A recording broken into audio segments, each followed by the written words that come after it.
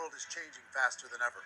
What used to take decades is now taking years or even months. What you see right now is the illusion that people have had for many decades about the workplace being this secure place to work the rest of your life. For the first time in the history of our nation, our children will not do as well as us. We've seen our friends get laid off. We've been laid off. We've had our pay cut. People are overworked and underpaid. They seem to have less time and less freedom.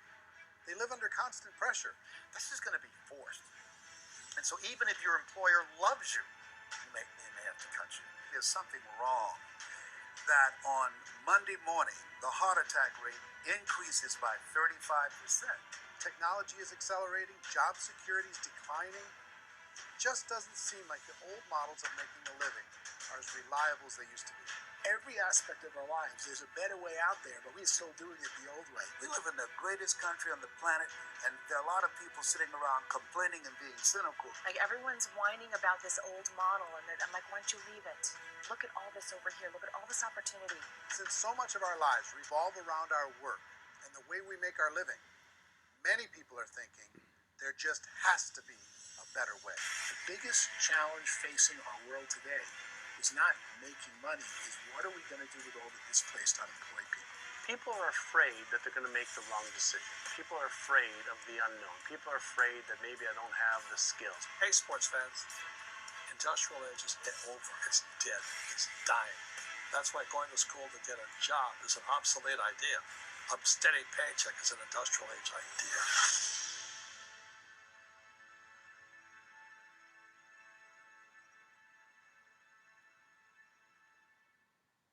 It's the search for answers that has brought us here together today.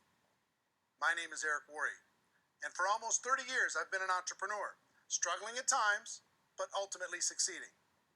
As a best-selling author, speaker, and business owner, I've spent my entire career helping millions of people around the world to become entrepreneurs. And I believe strongly that there is, in fact, a better way when it comes to how we make a living. The career landscape has changed dramatically, and many are still working in a model that is completely out of date. What worked for previous generations isn't working as well for people today. In this film, we're going to explore 3 important questions. First, what's really going on in our working world today? Second, in this new economy, is it better to become an entrepreneur, or is it safer to work for someone else? And third, if a person decides to become an entrepreneur and start their own business, how can they do it without taking on massive risk? To help in this journey, I've brought together some of the greatest experts and thought leaders in the field of entrepreneurship to share the real facts with you. My intention is to give you new information that will allow you to make choices that are not limited by an old, outdated model. Let's start by understanding what's going on in our working world today.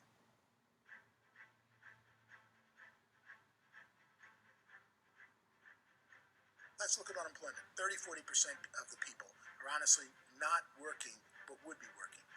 What our government does is if you haven't found a job in 6 months, we don't call you unemployed. We pretend you dropped out of the labor force. I've often said that unemployment, particularly structural unemployment, that's unemployment due to technological changes, is the first sign of economic growth.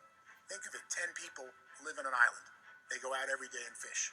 One day, new technology shows up. A missionary brings them a net. Now, using the net, one pilots the boat, one throws the net. 2 fishermen can do all the work 10 used to. That's a 500% increase in productivity, 2 doing the work of 10, in one day. You don't have to learn a lot to learn how to throw a net instead of throw a fishing line. The island's got a big problem, 80% unemployment. But the island still has all the wealth of the fish because the 2 people produce as much fish as 10 did. Now, of course, looking back in history, these changes used to take thousands of years. And during that time, we went into farming and transportation. Some of us became doctors and some teachers and lawyers. And we developed all these new professions and new manufacturing jobs. Today, these changes are occurring literally in one day when a new technological advance occurs. And we don't have the social structures to deal with it or to retrain the unemployed people. So, one of the things that I think is interesting as I travel across the country and really travel around the world is the way that we work and the way we get paid for work is changing pretty dramatically. On a global basis, everything is being turned upside down because of the rapidly advancing technologies. They are eliminating many jobs, and we have been left with many people not prepared for the jobs that exist. A lot of demand in public companies was to squeeze out all the fat and to get just as much margin as we possibly could, and fat equals humans. So this idea of job security and information age is so obsolete, but it's still taught inside our school system, and that's where the problem starts. There's no financial education in school system, and people are still trained to be employees who work for that paycheck. This is a chart on the middle class. What's happening in the middle class, those that went to school, their incomes have been coming down for years. And parents still say to their kids, go to school, get a job. Now what happens to all those middle class people who are dropping off the ends of off the chart? Well, they become what's called working poor. And this is what happens to working poor. But they say poverty is ending. Well, poverty may be ending, but working poverty is going up. And this is food stamp usage. So food stamp usage in America is going through the roof right now because people cannot earn what they call a living wage. Most people have experienced financial pressures that I think are probably greater than they have been in the past. If you're not working for yourself, then it's going to be a pretty hard road for a lot of people. Today, if you're going to control your future, the 40-40 plan is gone where you can graduate from college and get a job and work for 40 hours a week for 40 years. That day is gone. So some of these charts actually tell you what's going on. And this is a really interesting one, you know. People are going back to school because if I go back to school, I'll get a nice job. But this is what's happening to, it's called Sallie Mae, which is the student loan guys. The student loan is going through the roof. It's now over $1 trillion, and student loan debt is worse than credit card debt. So when people stopped using credit card, the government got people into student loan debt. And the problem with student loan debt is you can never be forgiven. See, with credit card debt, you can declare bankruptcy and then all's forgiven. But student loan debt, you can declare bankruptcy, you still owe it. It's the worst of all debt. But this is the next picture. Look at this chart here. This is what's happening to wages of college graduates. It's going down. So you go to college, you rack up all this debt, but you earn less money. Now, that's not that intelligent. Average person who's been working a lifetime in America today is ending their lifetime at 65 with about $41,000 in assets. They earned just enough to survive. I think in the United States we have something like 17 trillion in debt. That's just the federal government debt. We got another 2 in municipal, and in other, let's call it almost 20 trillion government. We've got 40 trillion in private debt. That comes up to close to 60 trillion. When you then add something we never had before, what you were talking about, when we look at the unfunded portion of Social Security and primarily Medicare, Medicaid, that, at the most conservative estimates from outside firms, Kleiner Perkins, 67 trillion and growing. That's more than all our other debt. There's less conservative estimates that say it's 84 trillion or higher. I added up conservatively $127 trillion in total debt. Debt is a financial drug. When you take it to excess, it's like taking a drug. Yeah, it makes you feel better, it enhances your performance, but at a huge cost, eventually it kills you.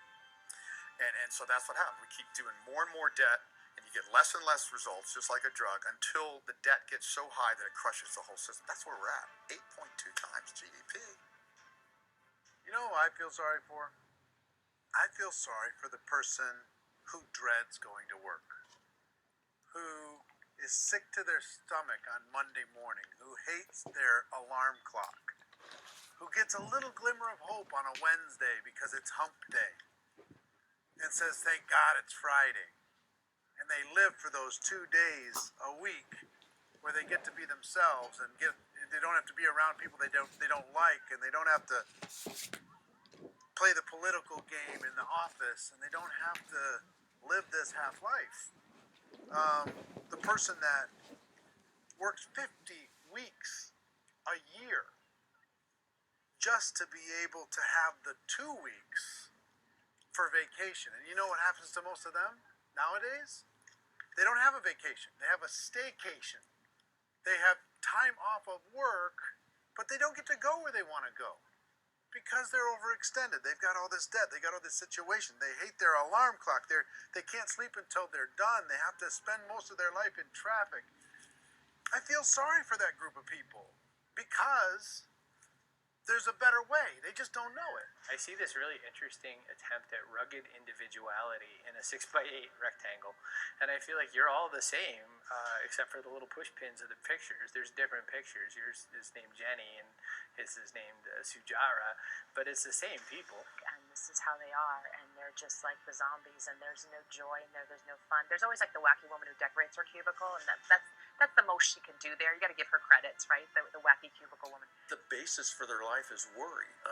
I'm worried, maybe I'll get fired. I'm worried maybe my company will go out of business. I'm worried I can't keep spinning the plates on paying the bills. I'm worried about how do I send my kids to college. I'm worried, what if the transmission of my car breaks? That's 2 or 3. I can't fix it. People live in a sea of worry, and it eats at them. Those signs that people held up during the Depression didn't say looking for gainful employment in a cubicle. It said looking for work. Work is what we're looking for. Job is just a unit of measurement. Work is what we're going after. It's time to look in the mirror and say, it's not the economy, it's my economy.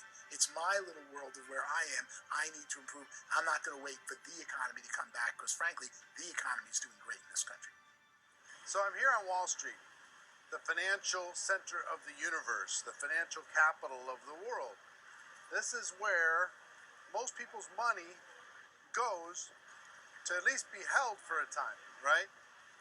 With interest rates in banks being effectively zero, and many experts are predicting it's going to stay at zero for the next 10, 20, even 30 years, people feel like they don't have any choice but to put their future into equities, to put their future into the hands of other people on this stock market, and hope that the stock market goes up, hope that the stocks that their advisors pick or that they pick goes up.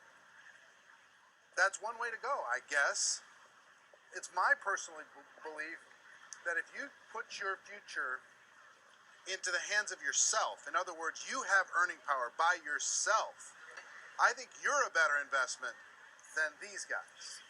I think controlling your future is a better option than handing over your retirement to these guys. The average household income in the United States is approximately $50,000 a year, what they call the middle class. To reach the top 25% of income earners, you need to earn at least $90,000 a year. To reach the top 10% would be a household income of $140,000, the top 5%, $190,000, and to be in the top 1%, you'd need a combined household income of at least $380,000 a year. So here's the question. What do you think would give you the best chance to move up and get to the top 10%, the top 5%, the top 1% or beyond? In my opinion, and in the opinion of many, many experts, the answer is to become an entrepreneur, to become your own boss. I think you have to be a business owner. I can't. The only time I ever say to someone it'd be great to be an employee is when they've already told me they've surrendered. I only tell people who are wounded spiritually that they should be an employee. And it's that feeling that you get when you pick up the backpack off the little Cub Scout and say, "Don't worry, little guy, we'll get you back to the camp." It is in no way kindness when I tell someone they'd be a great employee. The other status symbol really increasingly is lifestyle. I mean, people can own their own business, maybe even work out of their house. That I tell you, people admire that. Like, gosh, I wish I could do that. The spirit of the entrepreneur is to be a risk taker and to be resourceful and unstoppable and to have a vision of yourself beyond where you are and not willing to settle for life as it is. Think about the great entrepreneurs. They're visionary. They have heart. They're willing to do today what others won't so they can do tomorrow what others can't. Personally, I don't think of the new economy, the old economy. I create my own economy. The entrepreneur's in control. I decide what the economy is going to be like. In the world of entrepreneurship, there are no limits. You can make as much as you want, depending on how much you want to work and how smart you are and how great a team you put together. There's no more lifetime rewarding business than being an entrepreneur. Why in America, where anyone could be anything, where people want to give up their freedom and become effectively a modern-day slave, told shut up and be here every morning at 7:30, leave at 5:30, and do what I tell you? If people decide to become an entrepreneur and work for themselves, they have some traditional options, but they're riskier than you might think. Any kind of a retail business, retail build-outs is extremely expensive. Even just these small little yogurt stores where they're putting little yogurt machines and you get all the different flavors, you're spending 200, 300, 400 grand to open a yogurt shop. I would love to buy a Dunkin' Donuts, but it's $500,000 or so to start. I don't quite have that just-in-case money. Risking lose it all, and most guys do 2 or 3 times, and even big guys like Branson, because I'm such a fan of his, half his companies don't work. You make $1 million, your problems are going to go. If you make $1 billion, your problem's really going to go. Just the opposite. You and I know you're making $1 million, you get $1 million in responsibility. You make $1 billion, you got 1,000 times $1 million in responsibilities. And most people say, I'd love to be my own boss. 70% of Americans would love to be their own boss, according to recent polls. But they don't know how to get there. Because what are you going to do? One, you could buy an existing business. If somebody's selling an existing business, you have to ask why. Usually because it's probably hard. It's probably not making as much money as they hope. Two, they could buy a franchise. A little less risk, proven system. But it's expensive to be able to do that. Three, they could start something from scratch. And that's where a lot of people feel like, I don't have the chops to do it. I don't have the money. I don't have the product idea. I don't have the expertise. I don't have whatever it's going to take to be able to get there, and I can't risk my family to do it. So, fourth, they could become an investor. A lot of people in this town invest to try and figure out a way, but you got to be pretty smart with that game too, right? Venture capitalists, who are the very best and most sophisticated in investing in new breakthrough businesses, make it on 1 out of 11. That means 10 out of 11 are mediocre or fail. Most of them fail. That's the risk there. An angel investor is lucky to get 1 out of 15 or 20. A business is a team sport. Like, I have to have accountants, I have to have engineers, I have to have system designers, I have to have sales, marketing, I have to have accounting, I have to have mission statements, I have to have legal and all that. The average Joe Schmo, even me, I go out there, I don't have the skills to put a business together. I think the bottom line for the 4 traditional options is they take money, sometimes a lot of it. They take expertise, and they take time. All of that adds up to just too much risk for most people. I bought a business from somebody else, and it was a lot of work. And you start wondering, what did I just buy? Because I guess ultimately I own your email list, and I just overpaid for it. People that start their own business, they spend a lot of money, they spend a lot of time, a lot of effort to get things started. And the more you invest on the upfront, the harder you typically work at it. I can tell you what the success rate is of a restaurant. What is it? They're crazy enough. About 90% of them fail. About 90%. In how quickly? Year less. Wow. And if we're talking non-franchise, we're talking Sure. franchise. That's totally different. Yeah. But our students aren't getting franchise You gotta invest big money Exactly. And with someone like McDonald's, you've had to work with the company for a long period of time, really know the to even have a chance of investing $1 million. have a chance, and it's a slim chance. What if there was a way that you had all the proven aspects, the comfort aspects, and you could still control your own life? What if there was both? In other words, you didn't have to create everything from scratch. You didn't have to be a super leader. All you had to do, what if there was a proven product already? You didn't have to create the product. There's a proven system already, proven training already. Everything except an employer. That was the only thing that you didn't have. Do you think more people would be open to working for themselves in that environment?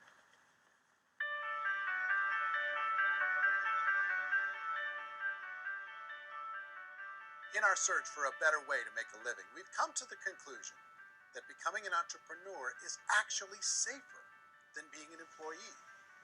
And through our look at the entrepreneurial options, one particular path kept coming up from expert after expert. And I think most people will find it surprising because it's certainly a non-traditional business model. That model is for people to start their own business and become an entrepreneur through the creation of a network marketing business. Some people call it direct selling because the product is being sold directly from the manufacturer to the end consumer, cutting out the middlemen. Other people call it multi-level marketing, or MLM, because there are multiple levels of commissions paid.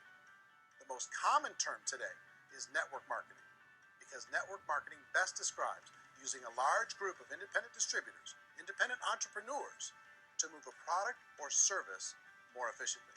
So my friend here, Donald Trump, and I, we always write about the network marketing industry. And the reason we support the network marketing industry is because it really is a business school for entrepreneurs. Because most people come out of school looking for a paycheck. Oh, that's terrible. I went to network marketing like that.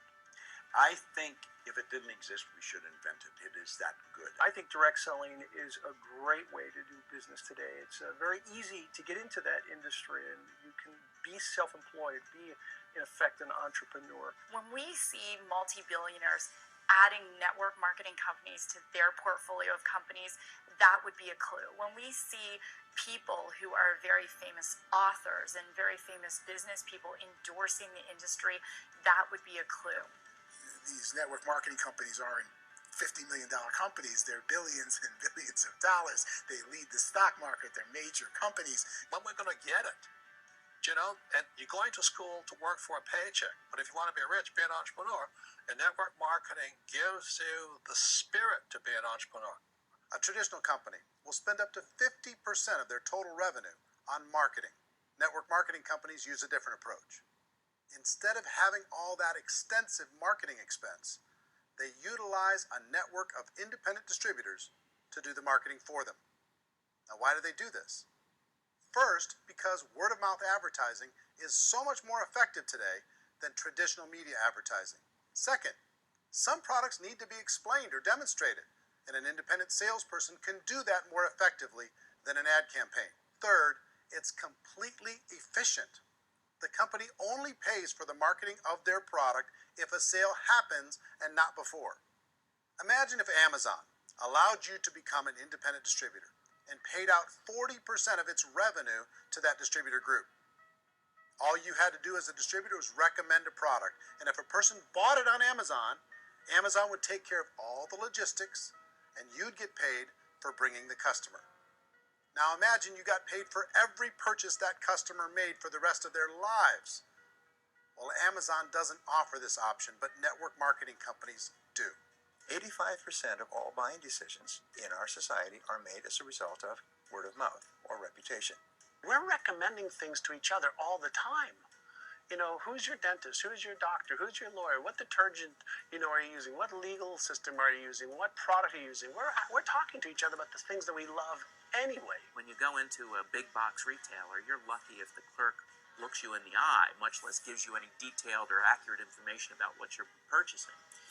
So, of course, this personal information, this education coming from a friend, a neighbor, a relative, or even a stranger, but one who has experience with the product, is extraordinarily valuable. As a matter of fact, network marketing can educate consumers probably better than any other form of marketing. It certainly can do better than advertising, because advertising usually has a certain hype to it, and you can only get limited information. So, network marketing trumps advertising. If you were a typical sales company and you wanted to sell $1 million a month worth of product, you might go find 100 superstar salespeople. The quota would be $10,000 a month. So network marketing as a distribution system just flips the numbers. So we use 10,000 happy, raving fans of a particular product, and we don't concern ourselves so much with how much product each one of them individually sells. If they sell just $100 or $200 a month, and there's 10,000 of them, you're selling $1 million to $2 million a month worth of product. And that's the best way I can explain how network marketing works. This is the marketing arm of the company. There's not money being wasted on bricks and mortar. There's not money being wasted on inventory that's sitting stagnant somewhere. There's not of employees standing around that don't have customers. These are people that are going to connect with customers. These companies allow people to become independent distributors for extremely low cost and with no minimum time or sales quota. Essentially, they own their own business and can provide as much or as little sales as they choose. In other words, the distributor gets all the benefits of traditional business ownership without the risk. The advantage of network marketing is the ease of entry, the low risk, and the low startup cost, because almost everything else has very high risk. You can get in for a minimal investment. You're buying into a system that's already been proven, products or services that have been proven to work. The keys to network marketing is providing an opportunity for the masses to get involved, providing an opportunity for the average person who doesn't have the resources to start their own business. All of this so far is fairly straightforward, but network marketing offers another benefit, and it's this benefit that makes it so interesting for entrepreneurs. Network marketing allows a distributor to build their own network of other distributors and then compensates them on the sales created by that entire group. Direct selling is, at its base, very simple. It's the sale of a product or service to an individual on a face-to-face, one-on-one basis, just the way we're talking right now.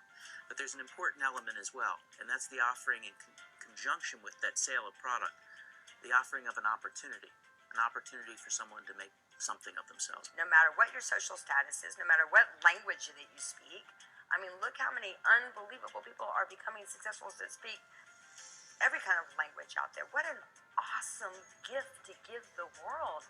Network marketing is the only industry that doesn't say your past determines your future. It looks at your past and says, okay, now what can we train you to do so you can have a great future? Every other employer out there wants to exploit you for what you already know, not teach you something new. Network marketing has the potential to save the United States and the world because it's going to teach people not to be employees, but to be entrepreneurs.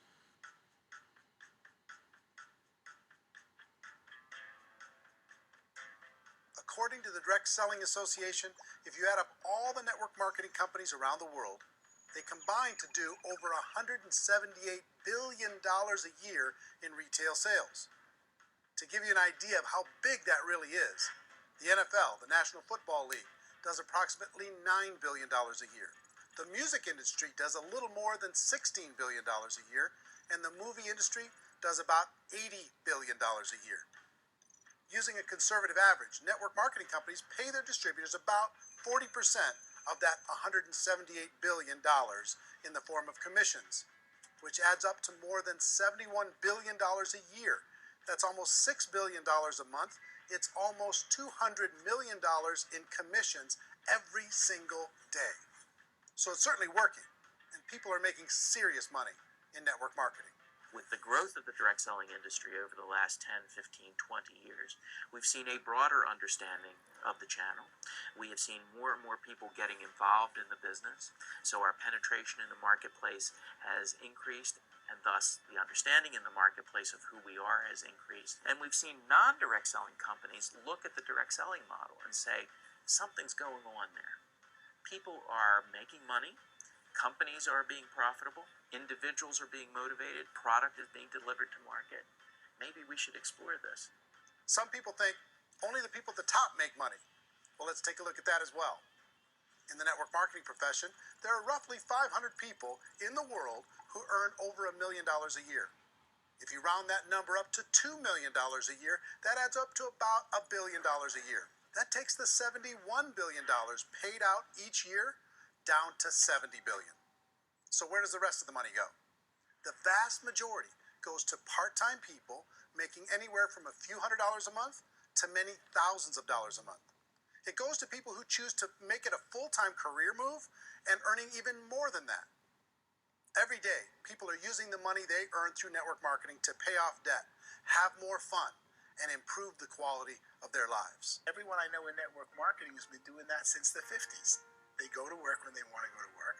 They stop working when they want to take time with their children to have a leisurely breakfast and discuss issues and driving to school. They go back to work when they get home, wherever they're working out of. The biggest thing that I've seen is people that have become much happier in their life. MLM has probably made more millionaires of more people in more countries, and I've spoken to them in 67 countries, than any other single form of business, starting from nothing. If they have a choice between working a job for the next 10 years or working a network marketing business for the next 10 years, the result of working the network marketing business will be better. A lot of people within the industry go on and make this a career and do extremely well at it. Network marketing has been nothing but good for everyone I know that's been involved with it because they did it seriously. and they played full out, and they've been very successful. It's been a constant barrage of success stories and people showing off stuff. They got as a result of it. How many people are involved? Approximately 16 million Americans and 96 million people around the world are currently participating in network marketing. And in a recent poll, 82% of those people report a good, very good, or excellent experience with network marketing. So people are happy.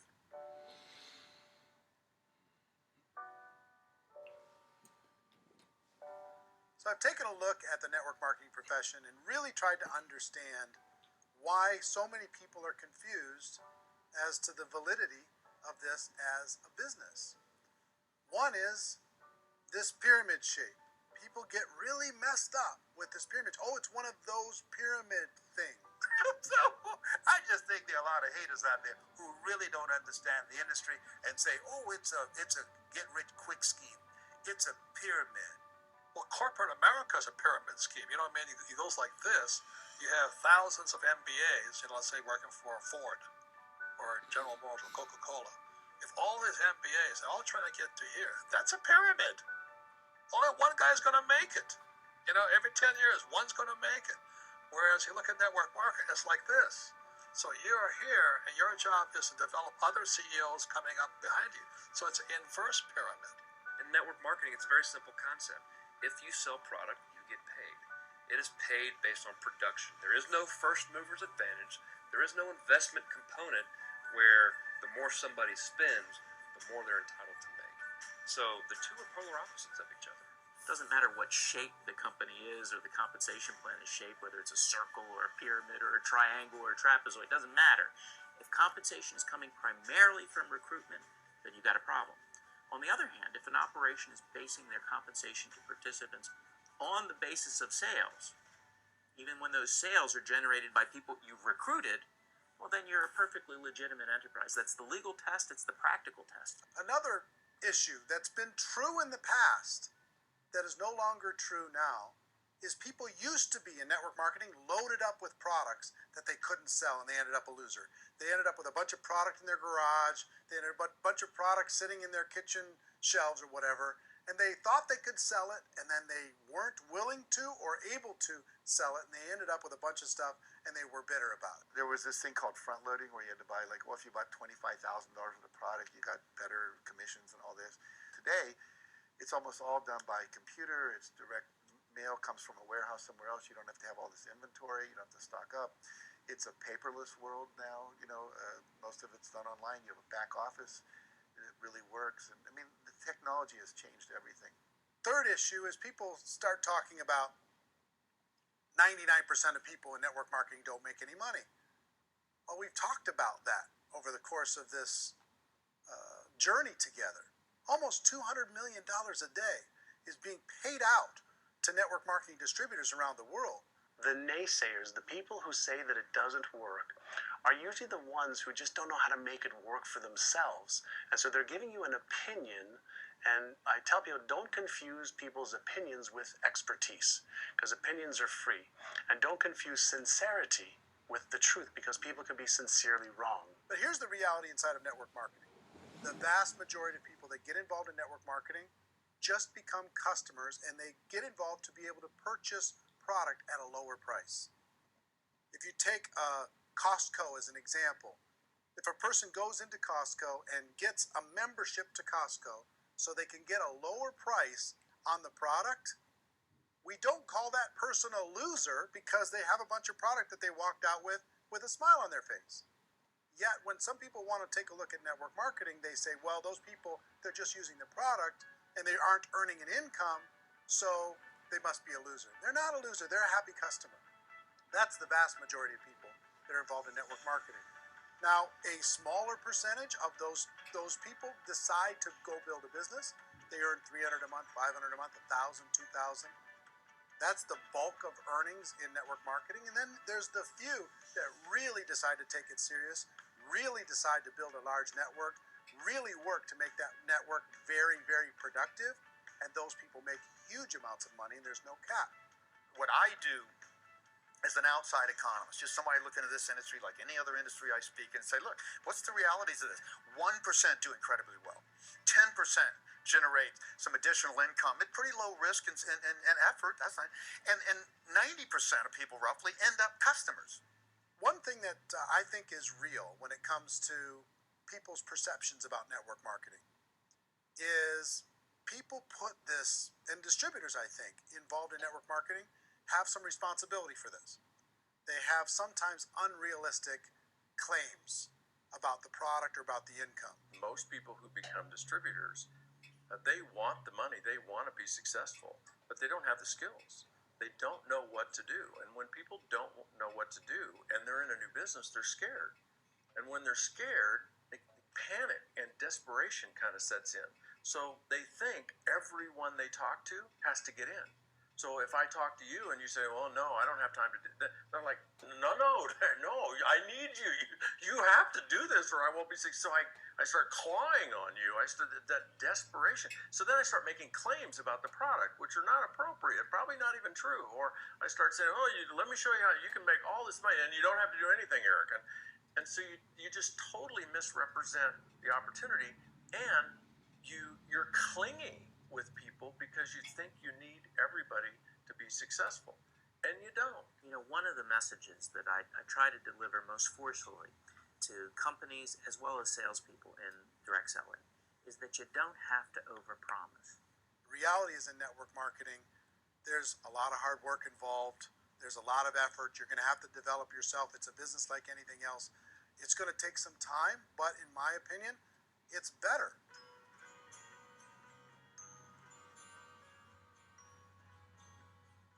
It's light years better for people starting today than it was even 5 years ago. I think it's more widely accepted now, and people understand it is a business. It is being an entrepreneur. It is being a business owner. Our belief system is based upon our evaluation of something. And frequently, if we reevaluate a situation, our belief about that situation will change. The industry has changed and it's grown up. It's totally transformed. You've got young people today that have grown up with social media, and they understand networks. They understand how people are connected through technology, and they understand how money flows through those networks. So when they see network marketing, they don't see it the way their parents saw it. And we've all learned, the larger industry that you represent, has all learned from those mistakes and flaws and errors that have happened early on. Early algorithms didn't work the right way. That's all fixed. It's like when they design a computer program, they design the program, then they run it, and then they go back through and they debug it. The MLM industry has been debugged. This is the day of being virtual, being able to run a business from your mobile phone. I mean, it's incredible. Companies are getting smarter. They're implementing more consumer protections. They're implementing more compliance training. They're doing more with respect to product research.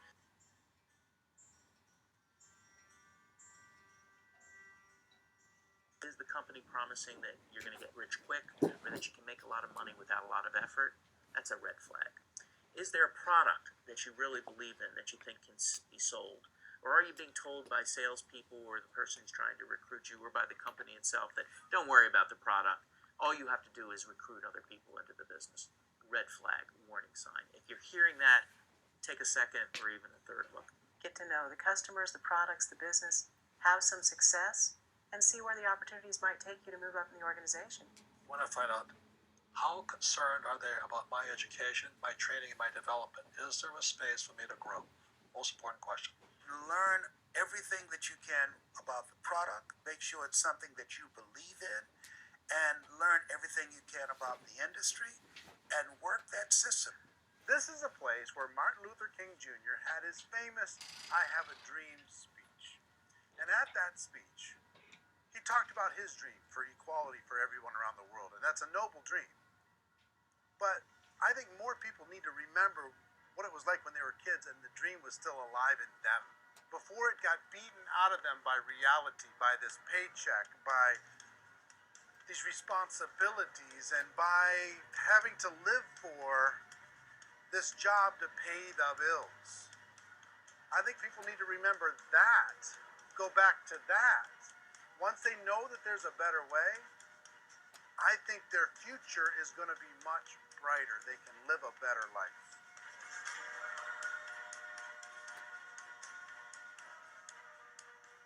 So if you're considering getting involved in a network marketing company, let me offer you just a few pieces of advice. First, network marketing isn't perfect. It's emotional, it's challenging. Like any entrepreneurial venture, it can have its up days and its down days. But if you have an entrepreneurial bone in your body, it's just better. Second, if you're gonna do it, decide to be professional. Decide to go pro. It's better to do that than just be this amateur sticking your toe in the water. Third, as any professional, you're going to have to learn some new skills. And I promise you, inside of the network marketing profession, they're not too difficult to learn. Fourth, like anything worthwhile, it's going to take some time. Don't expect that you're going to get to the finish line right out of the gate. And fifth, it's worth it. It's worth it to be able to take charge of your life again. It's worth it to be able to control your own financial situation. It's worth it for the people you're going to be able to spend time with. It's worth it for the things you're going to be able to see and the experiences you're going to be able to experience. It's worth it for the causes you're going to be able to contribute to, the lives you're going to be able to touch, the customers you're going to be able to help, the friendships you're going to be able to develop. I promise you, it's worth it. Remember, most people are searching for answers just like you are. But I do have to tell you the catch to network marketing. If there is a catch, if you want to understand this from an emotional point of view, people say, well, it sounds too good to be true. It's not. It's hard work. But here's the catch. Most people still don't understand it. So you're going to have to endure the loss of social esteem from ignorant people. The uneducated will think less of you. Now, if you can handle that, you're on your way. If that's going to destroy you, you know what? Entrepreneurship in general probably isn't in your future. If you can face that catch, you can become unstoppable. I want everyone to really contemplate this if they're not in network marketing. You're in a job, you probably have a mortgage, you have rent, you have debt, whatever's going on. You're in a prison. You work just hard enough to keep them from firing you, and they pay you just enough to keep you from quitting. Come on! I've been there, done that, and bought that t-shirt. In network marketing, if you run into failure, it's really just a homework lesson for yourself. There's no one to blame. You really have no excuse not to be successful. You just don't. People don't want to hear that, but there's so much available to you. If you want to be a good network marketer, be a student to the people above you, be a fellow traveler to the people on the same level, and be a teacher to those below, and know when it's appropriate to do which. People who are not afraid of asking people to buy things, or not afraid of persuading people with a chance they may say no, these people own the future. Nothing happens until something moves. So you got to go move, you got to go do something, or nothing's going to change in your life. In the beginning, you're going to do a lot of things that you don't get paid for. But as you go down the road, you get paid for a lot of things that you don't do. And your job is rehabilitating the spirit, the entrepreneur spirit in all of us. We get it back. Either give it a strong yes or a strong no, but no wishy-washy, dilly-dally stuff in the middle. There's dreams and there are nightmares, but I believe that the biggest nightmare of all is when you don't pursue your dream. You're going to see some monumental growth in this profession. It's an exciting, exciting time to be involved with the network marketing profession. The next 10 years, I see just exponential growth. When that tipping point comes, it's not a matter of asking somebody, have you ever heard about network marketing? You're really asking them, which company are you building your wealth in? We are here to fix the world, to improve relationships with other people, to improve other lives. And the real reward comes as an entrepreneur at any level from teaching somebody something and watching them soar. There is no greater reward.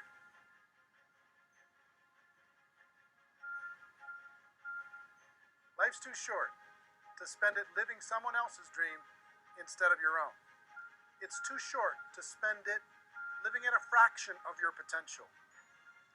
Can being an entrepreneur be a challenge at times? Sure. But here's what you get in exchange. It can be yours. Something that you built, something that you created, something that you made happen. This balloon represents your dream. It represents entrepreneurship. My wish for all of you is that you would reach out and grab it. The choice is up to you.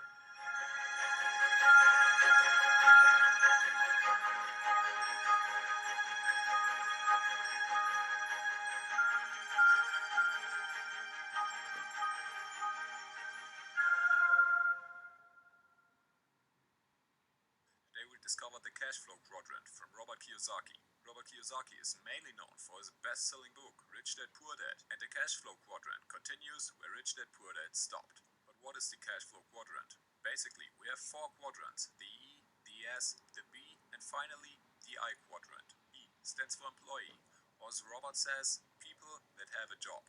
On the bottom left, we have the S, for self-employed or the small business owner.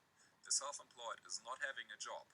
He is the job. On the top right, we have the big business of around 500 people. The business owner is not having a job. Neither is he the job himself. The business owner has or owns a system. Lastly, at the bottom right, we have the investor. The investor lets money work for him. Each of these categories has advantages, but also disadvantages, and our society needs all of them. We can become rich in all 4 quadrants, and we can also remain poor in all 4 quadrants. But it's easier to become rich when you're working on the right side. In addition, each of these quadrants comes with an entirely different mindset and varying priorities. The employee, for example, values job security and professional benefits like health insurance. He gets a paycheck every month, and this security is more important to him than being financially free. Freelancers and self-employed people, on the other hand, value their personal freedom. They hate working for a boss. They crave to be their own boss. Independence has the highest priority. Business owners ask themselves, who can I pay to do the job for me? Outsourcing and creating financial freedom is up on their priority list. Finally, the investor, he already owns a substantial amount of money and asks himself, where can I put my money in order to benefit the most? Money makes more money is his philosophy. We can split the quadrants in the middle. On the left side, we mainly have hourly wages. People work and get paid for it. If there are no working hours, then there's no money. The employee might be covered by his contract, but if the self-employed person becomes sick, then there is no income stream. Furthermore, the left side is based on the industrial age. Getting a college degree and a secure job was sound advice back then. The problem is, we're not living in the industrial age anymore. Times have changed, yet, for some weird reason, the advice remained the same. Many professions from the left side are slowly but surely dying. They get replaced through technology or outsourced to another country. Eventually, people have to go through education again and find another profession. So why not use this opportunity to educate yourself on the right side instead of remaining on the left side? Business owners and investors create passive income. The business owner lets his system work, and the investor lets his money work. If they leave for a week, they still make money, and more often than not, the income actually increases. A strong business is a working system, therefore it grows without special attention. The employees ensure quality and growth. We already said that each quadrant requires different mindsets and also different skills. The self-employed person is often a perfectionist, doing everything himself, while the business owner needs the ability to lead his employees and the skill of closing deals. If we now intend to move quadrants because another quadrant seems so much better, then we need to not only learn the required skills, we also need to develop a completely new money-making mentality. Depending on how long we've been in a quadrant, this can be incredibly hard. Kiyosaki describes it as being addicted to a mindset. A smoke addict needs not only internal motivation, but also immense support from outside or a wake-up call from the doctor. He needs to change his mindset, otherwise he's stuck with a bad habit. Escaping his smoking habit becomes substantially harder the longer he has it, and the longer he remains within the circle of smoking friends. A change of mindset is crucial and can't be stressed enough. When we stick to the philosophy of an hourly wage, then we are in no way moving towards financial freedom or the right side of the quadrants. The right side uses money to make more money instead of using time to make money. Those are two opposing worldviews. Without realizing this, we will be stuck in one quadrant. Often, people try to act like rich people. They try to act like a muscular athlete. They try to act like they are living in a healthy relationship. But action is not everything. neglecting the mindset is not getting you anywhere. If you want to lose weight and become healthy, then following a strict diet and exercise plan might work for a couple weeks, at best. But eventually, you'll fall back into your old nasty habits because you forgot to adapt the right mindset. Kiyosaki is not suggesting radical, sudden changes. Instead, he recommends changing your mindset, remaining in your current quadrant, and slowly but surely educating yourself on the other quadrants. Being in one quadrant is like standing on one leg your entire life. Job security might seem like a great thing, but a look from outside reveals how risky it is to remain in one quadrant. Instead of standing on one leg, focus on two quadrants and make sure that one of these quadrants is on the right side, because the right side is making the real money. Also, he recommends moving to the business quadrant before going to the investing quadrant. While being in the business quadrant, we develop our leading skills and we begin to recognize good opportunities. Exactly, this ability is essential when moving to the investor quadrant. You will be able to distinguish between an excellent and a mediocre business. You'll discover the differences between the leaders and therefore you will make better investments. Investments bring us directly to the next point. Do you think investing is risky?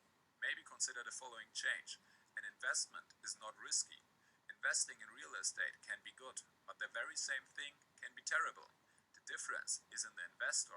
Either he's educated or he is not. Being and remaining uneducated is risky. Giving your money to someone else can be risky.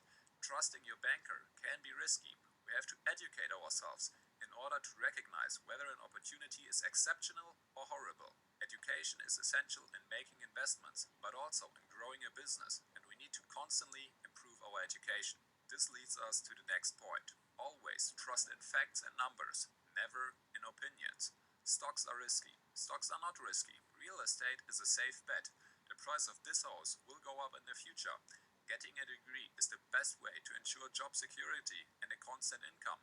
A degree is worthless. You know what all these statements have in common? They are opinions, not facts. Before spending, or even better, using our money to make more money, we have to educate ourselves, learn the facts and understand the numbers. We frequently act irrational, we act emotional, but we think that our actions are as logical as it gets. This is simply wrong. If we are not educated just yet, then our decisions are based on opinions and emotions, not on facts and numbers. So far we've discovered the four quadrants and we've learned that moving from one to another does not only require a new set of skills, it also requires a new mindset. Furthermore, we realize there are no risky investments. The only risky thing is being uneducated. Therefore, we need to work on our financial education so we recognize the difference between good and bad deals. There are two more things that I want you to take from this book. Firstly, there are 5 levels of being an investor. The level 1 investor has basically no assets. On the contrary, he has a lot of liabilities. He might be in debt and the goal for him is to become debt-free.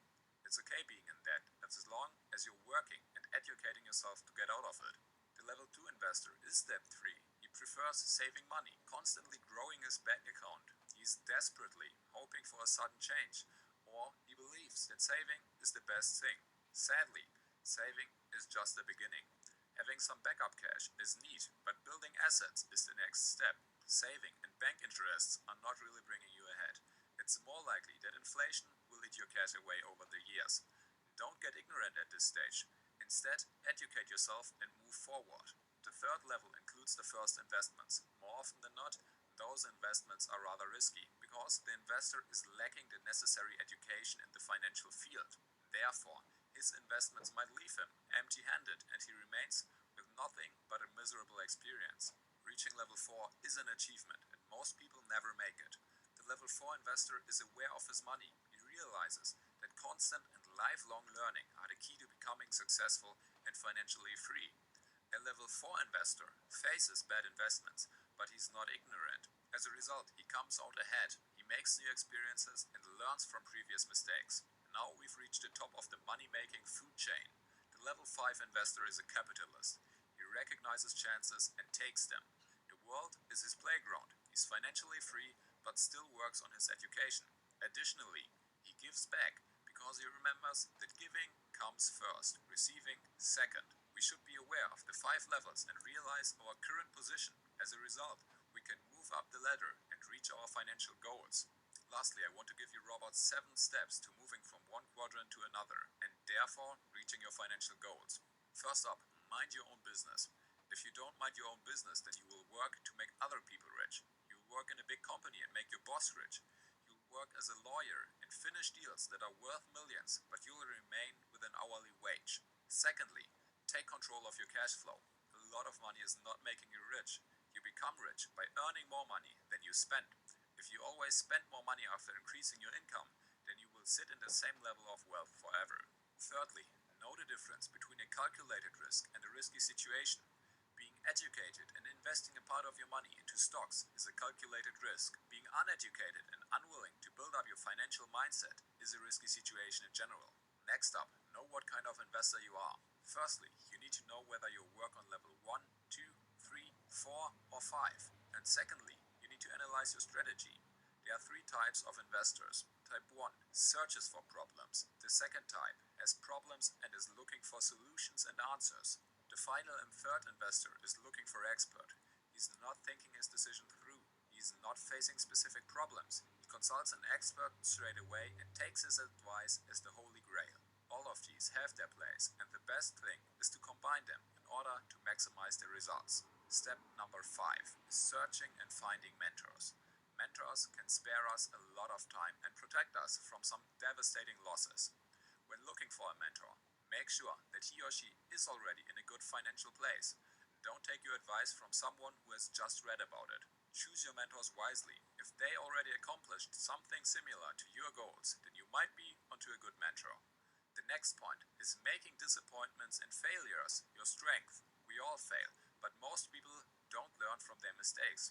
Failure and disappointment is coming your way. You can't avoid it. Learn from it and move on. The last point is the power of faith. Most people will not believe in you. You must believe in yourself and therefore create a healthy mindset. Your thoughts and words are a reflection of your self-image. Pick your thoughts and words with caution, as they will shape your future. If you're always thinking miserable thoughts, then that's where you're going to end up. It's not about what you are now. The important thing is who you become.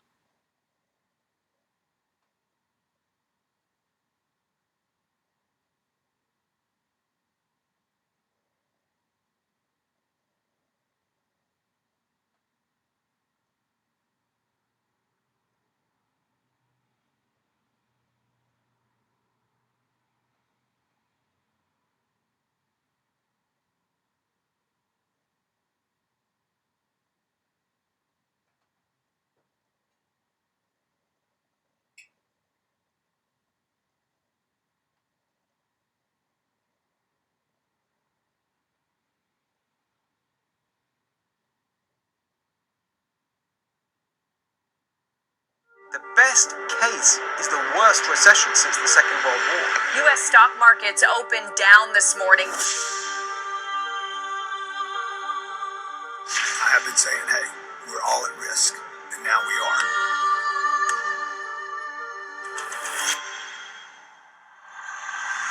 I know you're going to get through this. You're going to get through this. You have to look at this opportunity as a rebuild, a reset, recalibration.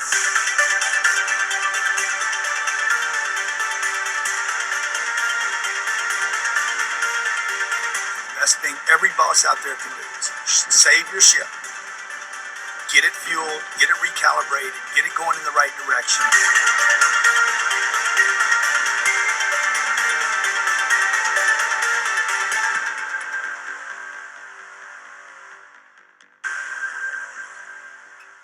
Hello and welcome to the G&E show. As you can see, just like the rest of the world, most of the rest of the world, I'm indoors, quarantined at my house. Every day seems like there comes another order to stay inside from another city, county, state, whatever. So here we are, rolling with the times. And so the G&E show today comes from my living room. Welcome to my home.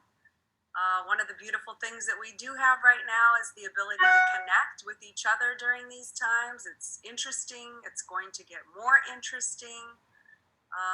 Grant couldn't be with me here today. He's actually not with me. We're not in the same city right now. So, you know, as a couple, sometimes it's best to divide and conquer, and that's what we are doing today. But I wanted to take up the topic of priorities. Priorities. First of all, the definition of priority is, let me just get it for you accurately here. I wrote it down. The definition of priority is fact or condition of being regarded or treated as more important. So that's what we're looking at right now is what are our priorities? How do we prioritize? How do we decide what is most important and do just those three things today? What can you do to prioritize and accomplish three things that are a priority today and get those done? So I've been asked a ton of questions these days. I will go down the list and answer them as best as I can. First is, how much do you worry about what others think? You know, I'm a very sensitive person by nature, so I will not lie and say that what others think about me doesn't, you know, burden